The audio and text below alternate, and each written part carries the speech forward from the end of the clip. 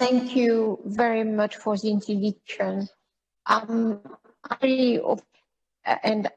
want, of course, to thank Vice President Al Gore for his remarks, for you of inviting me to a very important meeting for me as parliamentarians, in my view, are really, and the members of Globe Network are in a key position and responsibility to make Paris Agreement really implemented. So I'm very happy to in a way join in this conference President Nasheed, who has done so much for climate action, and that of course his words resonate from now many years in the mind of everyone, as he has been really a force. So I'm very sorry not to be with you in person. In Glasgow there is a lot, of course, at the same time happening. And I've been asked to speak about the delivering on the promise of Paris. And of course, it is really what I am really following every day. Can we have really Paris implemented after 6 years where finally emissions have been rising still? And we are, of course, all concerned about the policies that are implemented that are, for the moment, not doing the job. Of course, now we have with Paris a common framework, and at the same time, objectives that are shared even beyond governments. It has given an energy that we must keep strong at every COP in everyday climate action. And of course, Paris is about a set of commitments. And since Paris, in my view, and in particular in Glasgow, and really resonating with President Al Gore said, that we need to be in the moment of credibility and accountability. And of course, immediately come to the mind that is your work as well, that you're doing relentlessly to make governments accountable for their promise. So we have to strengthen the credibility of these commitments. We have heard, of course, the President of Globe saying, finally, we had good news yesterday with the IEA report saying that we could, with all what was gathered as commitments in the last 2 or 3 days, heading to the 1.8 or 1.9 degree of global warming, and of course, well, below, we begin to be below 2 degrees C. But of course, this is conditioned to action. And of course, these commitments can be only words if they are not enshrined into law or enshrined into really real action. And these commitments have to be in check against science again and again. Somehow, even after the last IPCC report, we are still missing the urgency. Of course, again, I felt that there was more the feeling of urgency, and it's very good. But it's not about just targets and commitments, it's about action, and not only the 2050 action, the net zero commitments by 2050, what I'm very happy of course, because it's one of the key parts of the Paris Agreement, but we need a short-term action in particular and immediately.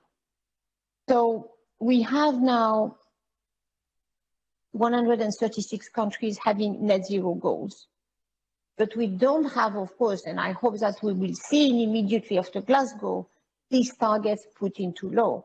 Only in the EU and a few non-EU countries, these are translated into law. So for legislators, the legislator you are, it would be so important to have to enshrine these commitments in law and deepen and concretize these goals. So we see a lot of energy in the COP. Good announcement on coal, good announcement on export credit agency and fossil fuels. And now virtually, as we saw, all G20 countries have net zero scenarios. Several announcements have come shortly before COP, and even some in the COP itself, like Saudi Arabia and India. So thinking back to the discussion we had in Paris, and I remember the net zero commitment, the net zero goal was a last minute agreement of the last day, just before publishing the text of Paris. So we have it does make you realize how far we have come, but also that nothing is a given. There is a sense at this COP of getting down to business, already some announcements, there can be more, but in a way, I think the same is true, I'm sure, in your legislators. Glasgow can then be the city of two tales. One tale looks at the mobilization, the net zero reality, and we see more and more this happening.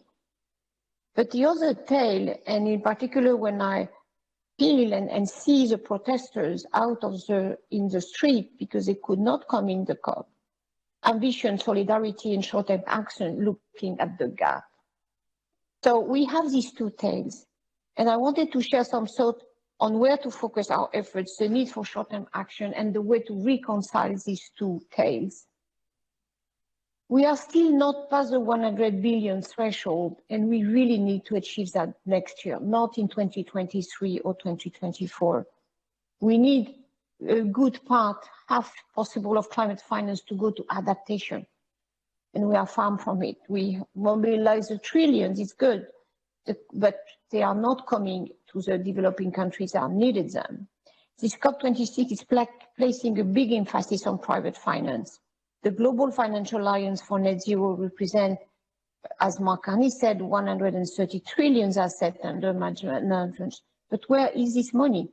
Is that money is committed to being net zero? Where it is invested right now?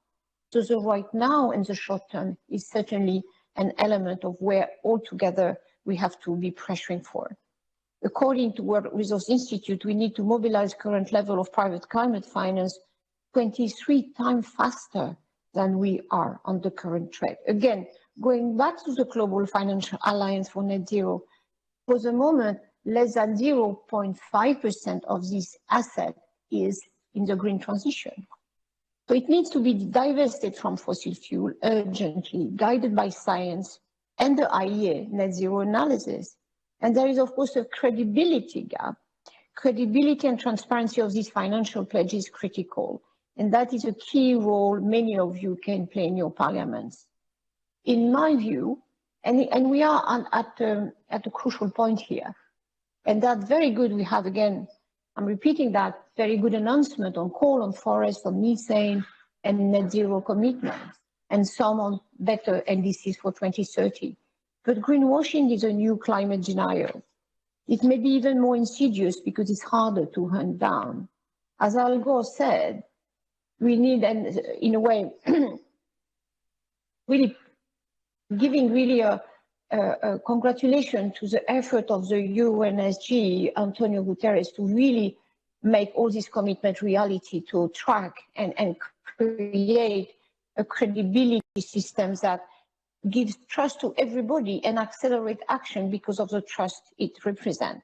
Again, the world is counting on you to play that scrutiny role, encouraging the public debate, connection with the citizen, responding to media revelation, work with regulators and companies to make sure no one is lying or cheating, and in a way, encouraging everyone to do more, again, on the short term. And finally, a word on hope. President Nasheed, I am aware that this week you said that based on how far we have come, you dare to believe 1.5C is possible. I share your hope, but we need all efforts to make this hope translated into reality. Thank you.